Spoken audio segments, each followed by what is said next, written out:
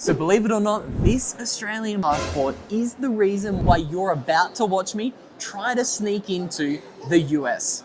And if I fail, I'm gonna miss the biggest and most important week of my life. So literally yesterday, I got this email right here telling me there was a last minute change to my US visa and I was not authorized or approved to travel to the US. But you know what they say? I don't like to take no for an answer. So we are at a Colombian airport and I have way too much to lose to not try and sneak into America, okay? Literally tomorrow, I'm supposed to be speaking at a conference. I'm also going to be meeting the co-founders of the first company I've ever had equity in my life tomorrow at the biggest financial conference in the world. There's gonna be 25,000 people there, and we actually plan to try to raise hundreds of thousands of dollars of capital for this company that I have equity in. And I also already have 8 interviews already locked in, and we're even going to be trying to get more interviews with other billionaires. You guys might have saw my recent interview with Michael Saylor, CEO of the publicly traded company MicroStrategy. And at this event, we're even going to be trying to get an interview with Donald Trump, potential next president of the US. He's speaking at the conference, so I don't need to spell it out to you guys. A lot rides on me getting to America. There are gonna be a number of different hurdles in my way, okay? I'm actually expecting the biggest hurdle that I'm gonna be facing is gonna come in America at American Customs. I've had lots of issues in America before, and I'm supposed to land in America tonight at about 9:30 p.m. And I have heard that if you're denied entry to the US, they're gonna put you on the next flight home, ship you off, and you need to pay for the last minute flight ticket, which is always super, super expensive, okay? So I think that's gonna be the final boss, but let's go to the first hurdle. So we're at the airport here in Colombia, and I'm gonna go and try to check in my bags right now, and I want you guys to come along for the journey and see whether I get in or not. So it was at this stage of the journey when I started to get a little bit nervous because I got approached by this Spirit employee's worker and I saw his buddy checking passports of some dodgy looking people right next to me, but it actually worked out perfectly for me. All he wanted to do was to actually upgrade my seats, and he also actually offered to change my baggage, which was absolutely perfect for what I wanted to do because I originally booked a checked-in bag, and obviously if I have a bag that's going to America underneath the airplane and if I get denied entry into America at customs at 9 p.m., I would never have been able to get those bags back. There was no way that they would send those bags from America to Colombia, okay? So I paid the extra $21 to this chap. I swapped my bags to a carry-on bag so I could take both my luggage and my backpack onto the plane with me, and then I got to the front desk, and that is when things got really interesting.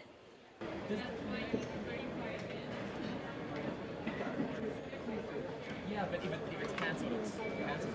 I'm just curious, when was it cancelled? I don't know why.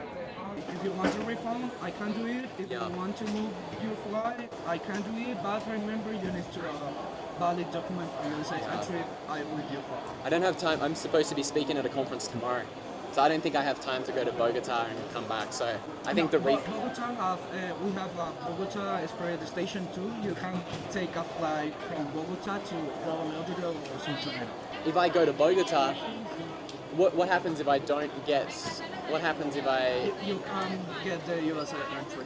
Yeah. But in Bogota have many other airlines, and you can fly to your country or something like that. Oh no, my country's here. It's Colombia? Yeah, this is my home. Yeah. So, Am I able to get a special exemption for work and get like a visa fast track? Is that possible? Only at the embassy. Okay.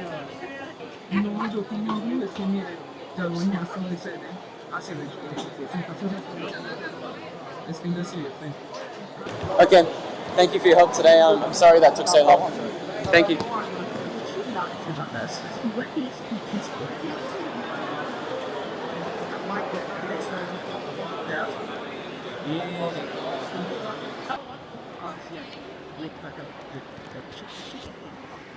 So you have an Australian passport is a shit point. I got denied entry.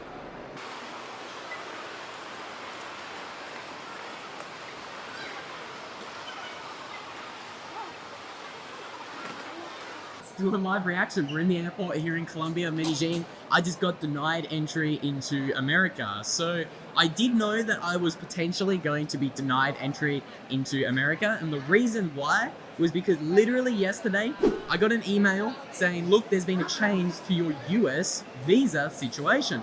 Pam and I were like, what? You're kidding. I have literally had approval to enter America for the past 3 years, okay? This is a brand new ESTA that we renewed in March 2024, earlier this year. So I've had access to America visa-free from March, April, May, June, July for the past 5 months, okay? And then yesterday we got an email saying, sorry, but there's actually a change in your visa situation. So we were like, that's strange. We tried to buy the visa again and reapply. And again, they said, sorry, you're refused entry. You're not authorized to travel to America. And they didn't give you a reason why, which is the really strange thing. Okay, so what I thought and what the secret tip and the trick that I tried to utilize today was I actually have an old photo or an old screenshot of my visa. So I thought, hey, why don't I just show this at the front desk and see if that lets me in. So if I actually zoom in here, you guys can see it. I don't want to show you my passport number, but you can see authorization approved until March 20-something, 2026. And I had this like a week ago, until yesterday. Okay, so my original plan, I was actually thinking I was going to get let on the flights today. I was actually surprised that they checked my ESTA here. And I was actually expecting that if I were to have any problems, it was going to be at US Customs tonight at 9 o'clock. So again, I've got 2 flights to get to America. My final destination was Nashville. That's where the biggest financial conference is around the world. There's going to be 25,000 people in Nashville. So again, I suppose that's a blessing that I got denied here at the airport at my home. I've got producer Pam with me filming because I would have been in a lot of shit, so to say, if I had got refused entry in America. Because typically if you get refused entry, they push you on the next flight back to the country you came from and they make you pay for it. Maybe they can pay when I send it to us. Maybe they could have sent me to Australia. They actually asked me, where is your home? Because they were expecting to send me back to my home here. They actually asked me, where is your home? You have 2 options. One, we send you back home. I said, mi casa es aquí. Because both the people only spoke Spanish as well. Well, actually, they spoke a little bit of English, but they spoke predominantly Spanish. So they said 2 options. One, where's your home? I said, mi casa es aquí. Number 2, there's no US embassy here in Medellin. So the only way I can get my US visa reapproved or I can get my situation looked into by an expert is by going to a US embassy. There's no embassy here in Medellin. There's only an embassy in Bogota. So, and they couldn't tell me if I had any chances to get my visa overturned. They said, look, in your situation, it's pretty unlikely you're going to get your visa overturned and you're going to get approved to go to America. Typically, this process takes multiple days, sometimes weeks, to have your visa situation. So my second option was take a flight to Bogota. They were going to change my flights for me and send me to Bogota. And if I get to Bogota, and if my US ESTA application fails again, if they can't overturn it, I would have not been able to get a refund on any of my flights. And going to Bogota, I have to speak at a conference tomorrow. I don't have the time to wait a week or a few days to have my US ESTA overturned. And they even said, even if you have success in Bogota at the US Embassy, we still can't guarantee that you won't have issues at US Customs. Because if their computers take a week to update and get the new information, it doesn't matter if you just got approved in the US Embassy in Bogota. The US Customs is very strict, very stringent. I know this from experience, and they can only go off what they actually have on hand on the computer systems, okay? So there you have it. I'm denied entry into America. I'm missing the biggest week of my life. I've literally got 8 interviews that I was supposed to do already planned. We spent thousands of dollars on accommodation, literally $4,000 for 4 nights of accommodation to have a hotel room right next to the conference. I've got a cameraman going who's going to be doing all of my interviews. So obviously we paid for his accommodation. We bought him tickets to get into the one of the conferences. We could have even had the opportunity to interview other billionaires like Michael Saylor. We interviewed Michael Saylor, the CEO of a publicly traded company, just last week and released that on the company financial channel that I'm the face of. And it was going to be my first time meeting the co-founders of the company that I have equity in. It's the first company I've ever had equity in, bitcoinnews.com. I was going to meet one of the other co-founders who I haven't met yet already, and we were going to try to actually raise a few $100,000 of capital at this event, okay? And obviously it's crucial you have your team there if you're trying to raise capital. So again, I don't need to spell it out to you guys. You guys can do the math. I've lost a lot more than $2,000 on flights and accommodation by not being in Nashville. You literally cannot put a price on how much I've lost going to Nashville. And this is, again, the reason why I continue to tell you guys, look, living in these Western countries, dealing with these Western countries, it is always a bureaucratic nightmare. Whether it's at the flights, whether it's trying to get health insurance, it's always a nightmare. Every single time I travel to America, it's always a shit show. Every single time. Ask Pam. We've been to like 17 or 18 countries over the past few years, and we've never had any issues. It's always smooth sailing for me. I've literally got one of the best passports in the world, an Australian passport. And literally yesterday, just canceled my US visa, gave me no explanation. They said, sorry, you can't come. So again, this is why I always tell you guys, it's great to earn in US dollars. That's the most stable fiat currency out of all of the currencies. Like a US dollar is only losing 15 to 20% of its purchasing power per year. So I always tell you guys, yeah, earn in dollars, but you want to go and actually spend your money and live in countries where you can spend pesos. So not only because you get better cost of living differential in Mexico with the Mexican peso, in Colombia with the Colombian peso, with Argentina with the Argentinian peso, but I also tell you guys that because the living situations is just so much easier. You don't have any of this bureaucratic nightmare. If you have an Australian passport, an American passport, you're treated like an absolute king in Latin America, and you can do whatever you want. Like you literally do have a gringo tarjeta. It's called a gringo card. You can do whatever you want. If somebody tries to stop you, you just say, sorry, I'm a tourist. And they don't care. They're like, whatever, do your thing. It's very different if you're a national living in your country, okay? So I suppose at the end of the day, this probably worked out better than it could have. I'm honestly grateful I got denied here at the Colombian airport, where Pam and I's home is only 30 minutes away. It could have been a lot worse. I could have landed in America at 9:30 at night. That's when I would have got to my final destination.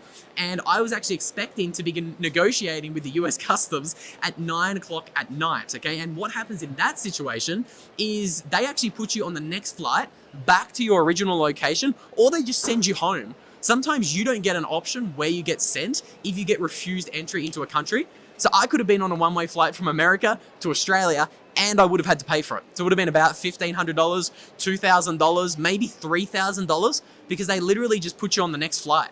And typically, if you're booking a flight last minute, you guys will know it's very expensive. So honestly, I was risking it for that.